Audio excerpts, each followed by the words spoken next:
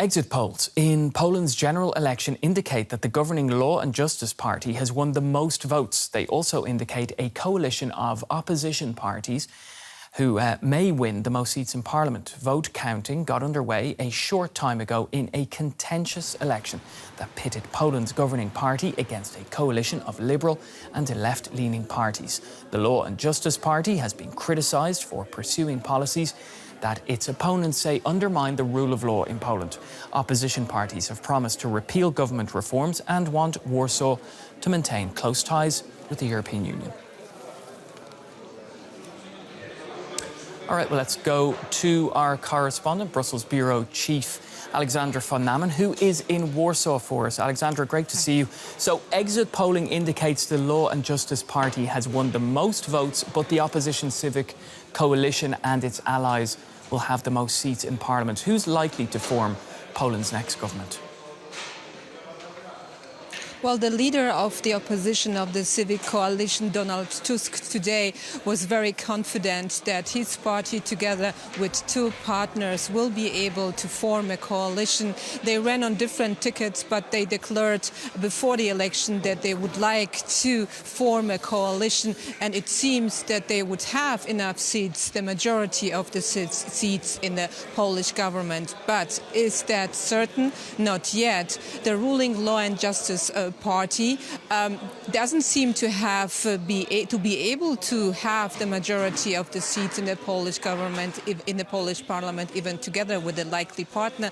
But they still won the most votes during this election, and that is why the president will probably give them a chance first to form a government. And the Prime Minister, Mr. Morawiecki, already announced that he is willing to give it a try. So there will be probably tumultuous weeks ahead for Poland.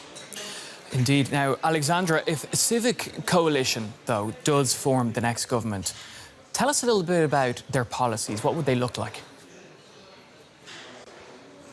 Well, Donald Tusk today, the opposition leader, said that this is a win for democracy, that Poland was reborn today, and he promised to move closer to the European Union again and to end the ongoing disputes over the rule of law issues.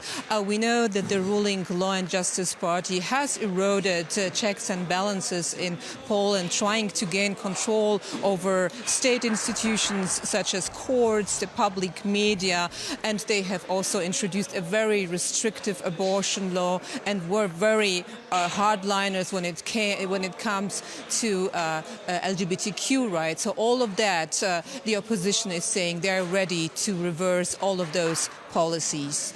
Sounds like a lot of change, Alexandra. Now, Poland's relations with Ukraine have been very strained lately. So what's at stake for Ukraine, depending on the outcome, of course? Well, Poland, we have to say, has been among the strongest supporters of Ukraine. But in the last months and weeks, both countries were at loggerheads, especially over Ukrainian grain imports to the European Union, because according to the Polish government, those imports were hurting the Polish farmers. That is why the government imposed a ban on those imports. And during the election campaign, the Prime Minister also announced that the Polish government was not willing to send more weapons to Ukraine. So, of course, a lot of damage was done to the relations between the two countries. And now the opposition is promising, if they are able to form a government, they will make sure that Ukraine will get the support that they need to win the war. Thanks, Alexandra, for that update. Brussels Bureau Chief Alexandra von Namen reporting from Warsaw for us.